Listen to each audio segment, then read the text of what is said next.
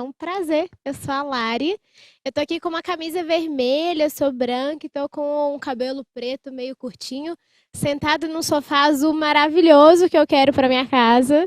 E vou chamar duas pessoas para poder fazer esse bloco comigo, que é o Rob, e vou chamar também o Gustavo. Rob, por favor, seja bem-vindo. Obrigado, Lara. Tudo bem? Muito bom estar aqui com vocês também de novo. Esse evento vai trazer muita coisa legal aqui para vocês e tem dados que realmente vão mexer um pouquinho com a cabeça e com a operação de vocês. É isso que a gente quer trazer aqui hoje para vocês. Também vou fazer minha autodescrição. Sou Robson Fried. Eu tô aqui, eu sou um homem branco, tenho barba e cabelos castanhos, estou usando uma camiseta preta, escrito RD Station, e também estou nesse sofá maravilhoso aqui, azul. E vou trazer bastante informação aqui para vocês também. Estou aqui com o Gustavo também do meu lado. E aí, cara? Bom, obrigado pessoal, prazer enorme estar aqui com vocês, né, nessa tarde em Floripa. Eu sou o Gustavo Storck, sou CEO e fundador da Decemos Marketers. Vou me apresentar também, eu sou homem, cis, pardo, estou com um blazer azul e também estou nesse sofá incrível aqui que eu não poderia deixar de falar. É isso, e o nosso primeiro bloco, então, é para falar sobre os dados de marketing e vendas que as pessoas precisam conhecer. Uma das coisas que a gente mais percebe ao fazer uma pesquisa como essa é que muitos dos dados que a gente tá no nosso dia a dia, as empresas ainda não aplicam. E aí eu queria o apoio da produção para o seguinte: tem dois dados que vieram no no nosso panorama, que eu queria que o pessoal pudesse assistir aí. Vocês conseguem me ajudar, time? Por favor? Tá, olha para você ver, gente. 71% das empresas não bateram as metas de vendas no ano passado. E 75% não bateram as metas de marketing. Aí eu acho que naturalmente a primeira coisa que eu queria entender com vocês é como que vocês interpretam esse resultado, dando uma visão marketing vendas aí. E também o que que a gente precisa fazer esse ano e o ano que vem para poder reverter esse cenário. Como é que a gente faz? Vamos lá, vou começar dando uma visão aqui. Eu acho que, primeiramente, é um dado bem importante aqui, né? A gente tem uma maioria, tanto na operação de marketing como de vendas, né, não batendo as suas metas. Então, o que foi desenhado como objetivo não foi atingido. E eu acho que eu começo desse ponto de princípio, né? Como desenhar esses objetivos. Eu acho que eles vêm de um aprendizado também da própria companhia, né? Então, você desenhar as métricas, né, as metas e as métricas estão ligadas a essas metas. Ele é um processo de aprendizado, ele precisa ter um baseline, você já precisa ter uma certa maturidade na sua operação para que você possa estabelecer qual é o teu plano de crescimento e assim você estabelecer as metas para esses dois funis que são importantes e são totalmente complementares. Eles precisam andar juntos, né? Não só essas métricas, o acompanhamento delas, mas a construção dessas metas, né? Então, acho que o primeiro ponto aqui é como se constrói essas metas, como se coloca esse baseline, olha para o passado, você pega dados de o que você conseguiu já executar, o que sua operação, seu plano tático te entrega, né, e como é que você projeta isso para frente. Tem muito erro nesse processo, né? Então, às vezes, as metas são superestimadas, então você acha que consegue chegar num patamar que ainda você não está pronto, né? Então, aqui tem um pouco de reflexão sobre quais são os recursos que você tem, qual a sua capacidade de investimento em crescimento. A gente vai ver vários dados aqui em relação a como ficou o investimento em marketing de um ano para o outro, né? Tem empresas que aumentaram seus investimentos, tem empresas que diminuíram. Isso tem que estar atrelado ao teu plano de crescimento. Então, tudo é parte de um encadeamento, né, de quanto você quer crescer, quais são os recursos que você vai precisar investir e o que, que se torna as suas métricas, né, de acompanhamento que refletem a meta que você precisa bater.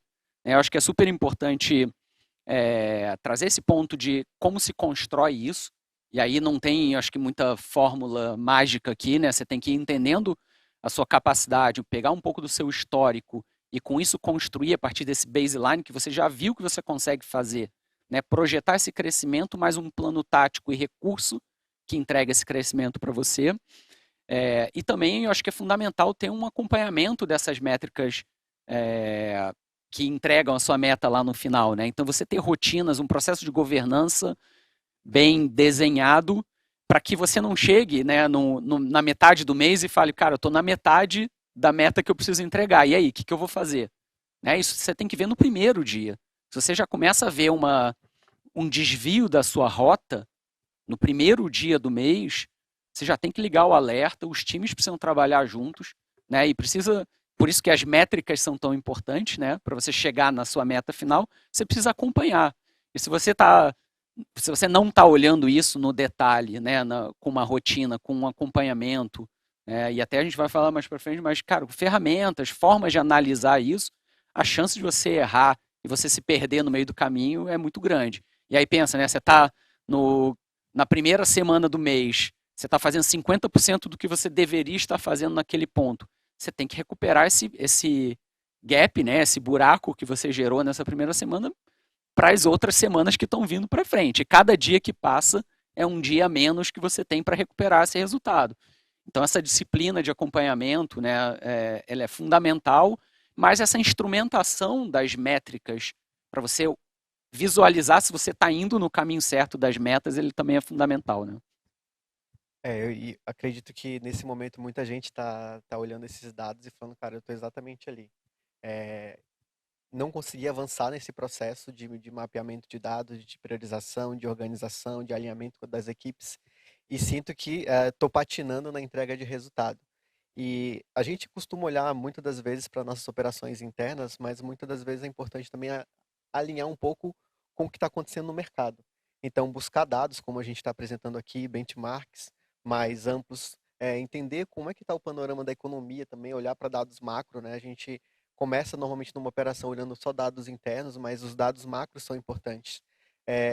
E o Robson trouxe um ponto muito, muito relevante, que é a rotina de acompanhamento diário da meta, ela vai te direcionar para as melhores tomadas de decisão. Quanto mais tempo você demora para tomar uma decisão sobre o resultado que você está entregando, mais difícil se torna de alcançá-lo. Então, você acaba tendo que sacrificar muitas coisas para alcançar aquele resultado. Isso estressa a equipe, isso faz com que haja desalinhamento entre todas as áreas e que você perca a oportunidade de já identificar no início quais são os fatores que, de fato, estão acarretando aquele problema, né? Porque se você não tem uma análise, um acompanhamento no dia a dia, se você não definiu lá no começo uma estratégia clara de que tipo de métricas são importantes a gente acompanhar nesse momento. Tem algumas definições que a gente fala de lead indicator e lag indicator, né? Que indicadores mais presentes eu estou olhando e que indicadores a longo prazo eu estou olhando? O que é importante nesse trimestre que foi priorizado no meu OKR, nos meus KPIs aqui, que eu tenho que acompanhar e que eu tenho que comunicar com o meu time de maneira organizada. Porque se você não faz isso, se você não tem esse acompanhamento, essa ideia de trazer a questão dos dados, não tem uma maneira uma ferramenta, por exemplo, para analisar e acompanhar isso, certamente você pode estar tomando decisões baseadas em achismo, tomando decisões baseadas na emoção de, poxa, não aconteceu. E tem um fato que acho que o Robson não comentou, é que às vezes você que não está dentro dos 70% pode ter batido a meta. Mas será que era só isso que você conseguiu alcançar ou você conseguiu alcançar mais? Como foi feita essa definição e essa priorização do teu resultado? Ou às vezes você está muito distante do resultado. Na prática, o que aconteceu foi que essa estimativa foi lançada sem um baseline, que foi o que o Robson trouxe. Então, quais são os parâmetros iniciais que você tem para a definição de uma meta? Se você começa desde o início já com uma ferramenta de dados, com um processo, com um playbook, com guidelines que organizam isso, você vai ter pontos de partida ou minimamente referências que podem ser tanto de início ou pode ser uma engenharia reversa de uma meta maior. E você vai ali estimar alguns dados, algumas taxas de conversões para você acompanhar, alcançar o resultado. Mas ao longo do processo você vai entendendo o que está muito longe do que você estimou e o que está mais próximo. Então, eu diria, olhe para essa organização de dados desde o dia 1, tenha uma comunicação clara com a sua equipe, olhe referências externas e internas e se organize da melhor maneira possível. Perfeito, Gu. E quando você me traz isso, me lembra exatamente quando você falou playbook, bateu no meu coração, porque eu li em primeira mão o panorama de vendas, então tem um outro dado que eu queria o apoio da produção, gente, que realmente me assusta muito. Quem é meu cliente, quem já conversou comigo na etapa comercial em algum momento, sabe que eu bato muito nessa tecla, que é a respeito dos playbooks de vendas. Tem um dado aí, olha, 55% das empresas não têm um playbook de vendas estruturado e nem documentado. E aí, 44% do time de marketing também não tem essas rotinas e esses processos definidos. Quando eu estava lendo o panorama, eu fiz questão de tomar nota de 2 perguntas que eu realmente queria fazer para vocês. Então, vou usar minha colinha aqui, porque, gente, na visão de vocês, tá? Porque eu tenho minha visão de vendas aqui, tô no front, no dia a dia é uma. Mas não é de vocês, né? Essa falta de estrutura, como é que ela afeta a eficiência dos 2 times, tá? Eu quero realmente o apoio de vocês e saber se isso impacta ou não no atingimento de metas. E a outra coisa que eu queria entender é se vocês podem, né, compartilhar aqui alguns dos benefícios da gente ter essa estruturação tanto em marketing quanto em vendas. Legal, muito bom. Eu acredito que nós, vou puxar aqui hoje como CEO, mas vou me puxar para o marketing. Nós adoramos executar. A gente gosta de meter a mão na massa, de ir lá ser hands-on, de aplicar o que a gente está aprendendo, de gerar resultado. E a depender da cultura da empresa e como ela se estrutura, acaba sendo muito difícil, às vezes, parar para documentar, parar para olhar para playbook, parar para se organizar, porque às vezes fica aquela indecisão. Ah, eu tenho que entregar resultado ou eu tenho que organizar as coisas? Eu tenho que documentar. E eu vou pedir uma licença poética aqui, porque eu anotei, mas exatamente, eu converso com muitos executivos, e eu anotei aqui mais ou menos 10 causas, 10 coisas que vão acontecer na tua operação se você não tiver um playbook, para poder ter o potencial de escalar a tua venda, de ter uma padronização, e consequências também quando você não tem rotinas e rituais em marketing. Tá, Então, Gu, então pera, pessoal de casa, pega o papel e anota, pega o celular e começa a gravar. 10. vamos Vai lá. lá. Vamos lá. Queda do faturamento e lucratividade do negócio. Perda de market share e competitividade no mercado. Desmotivação e alto turnover das equipes de vendas e marketing. Dificuldade de prospectar e fechar novos negócios. Investimento em marketing com pouco retorno. Produtos e serviços defasados não alinhados com a demanda. Percepção de negativa da empresa pelos clientes. Redução do pipeline. Necessidade de reestruturação e cortes de custos. E risco de fechamento de negócio ou busca por compradores. Isso é um cenário de desespero, né? É sobre. E tem mais um pouco, tá? Para completar, deixar o Robson com a faca e o queijo na mão aqui, tá? Dificuldade de treinamento e integrar novos membros por falta de padronização, retrabalho e erros frequentes, tomada de decisão baseada em feeling, dificuldade de escalar as operações, falta de controle e visibilidade, desperdício de tempo, alta rotatividade, queda de volume e dificuldade de implementar melhorias e Meu inovações. Deus. Como seguir? Vamos seguir agora. Como é que a gente ajuda esse pessoal? Como é que a gente resolve um problema desse? Eu acho que você trouxe um ponto muito legal aqui, principalmente sobre as operações de marketing, né? Essa é uma grande beleza do marketing digital, mas ao mesmo tempo uma grande armadilha que a gente pode fazer 1 milhão de ações diferentes. Hoje a gente tem AI, tem um monte de ferramenta, um monte de coisa para experimentar, né? E aí que muitas pessoas, muitas empresas conseguem achar suas fortalezas e muitas empresas se perdem completamente no caminho, né? Então essa quase que as regras do jogo, né, de qual é o melhor jogo para cada empresa, vem dessas combinações de quais são as melhores táticas, ferramentas, estratégias. E aí eu acho que é importante ter uma cultura de teste em marketing, de testar novos canais, mas ao mesmo tempo você documentar o que acontece quando você começa a puxar essas alavancas. E daí você consegue começar a desenhar o que é a regra do teu jogo, o que é o teu playbook, como é que teu time joga aquele jogo de crescimento, né? E a grande vantagem de ter um playbook documentado, acho que além de resolver vários desses problemas dessa lista triste aí que você passou, você também começa a ter o que otimizar. Porque o problema é você testar um monte de coisa, você nem sabe se vai dar resultado, é teste, então você não pode contar com o resultado de um teste no teu funil. Teste é teste, gente. Você precisa ter o que te garante o resultado que você precisa entregar e você precisa ter testes que acrescentam novos motores para essa sua capacidade de crescimento e que vão sendo acrescentados ao teu playbook à medida que você aprende sobre eles, né? E ter o playbook é a possibilidade de você otimizar um motor, uma máquina que já existe, né? Enquanto você está construindo novas máquinas de crescimento.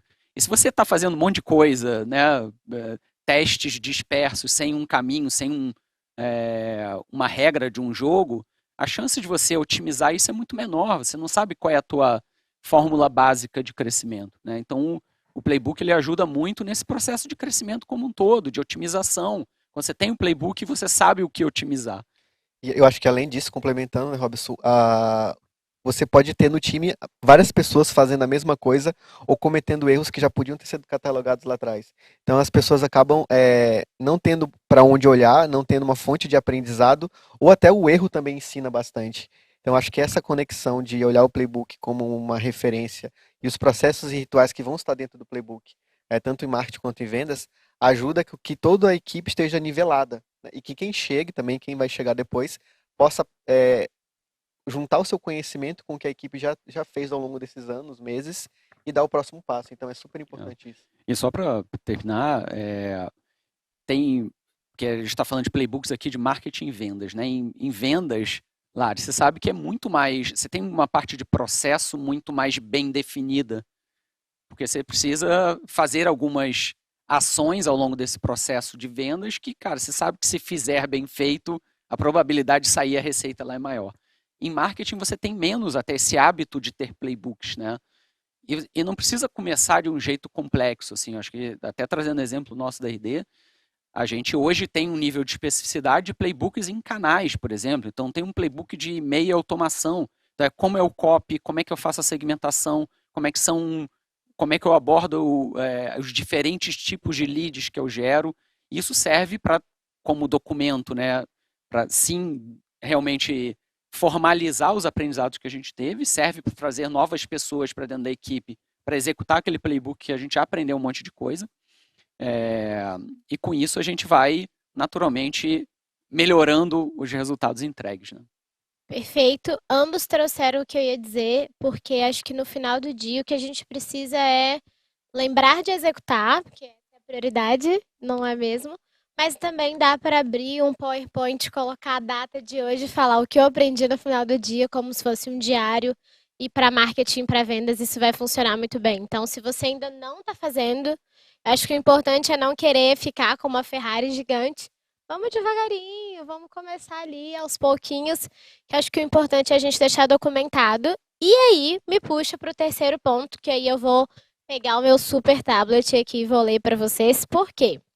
53% dos times de marketing, estão afirmando que usam ferramentas dedicadas para essa análise de dados, tá? E 45% tem ao menos uma pessoa para essa atividade. Só que quando a gente olha para o lado de vendas, em 2022, apenas 35% das empresas tinha uma pessoa dedicada à análise, e esse número deu uma crescida aí de 40% para esse ano. Coisas boas, vamos comemorar. E aí fica a pergunta, né? Como é que vocês estão avaliando esses números para a gente e qual que é a importância, então, dessa análise de dados, tanto para as equipes de marketing quanto para as equipes de vendas? E se tem aí alguma coisa, se for da questão da inteligência artificial, como é que a gente já coloca isso em prática para o nosso trabalho?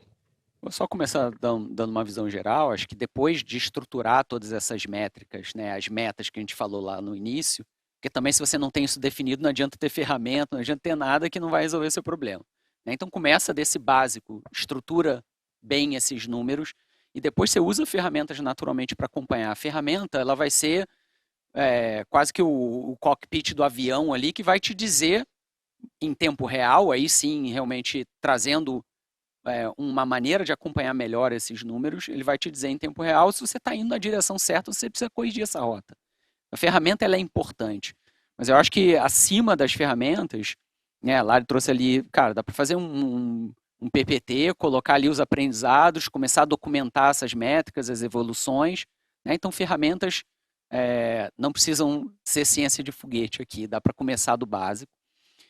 Mas o mais importante, eu acho que é ter esse skill dentro do time, um skill analítico, né? Então, mais do que é importante ter pessoas ali dedicadas à análise de dados, mas é importante que todos dentro dos times tenham também uma disciplina de olhar os números, de analisar o que está acontecendo, trazer para a mesa propostas de soluções. Quando você olha um dado, ele está te apontando que alguma coisa está acontecendo, isso pode gerar um acionável, né, que pode ser imediato. Então eu calibro uma campanha de mídia paga, eu mando um e-mail para uma segmentação diferente, de acordo com as análises que eu estou fazendo. ter ferramentas para isso é ótimo. Então, a gente tem um plano Advanced no RD Station Marketing que ajuda muito a visualizar isso de forma tempo real, né? Mas existem várias ferramentas e reforço aqui a questão do skill. Isso tem que ser algo que o time tem como disciplina da operação mesmo e acompanhar esses números.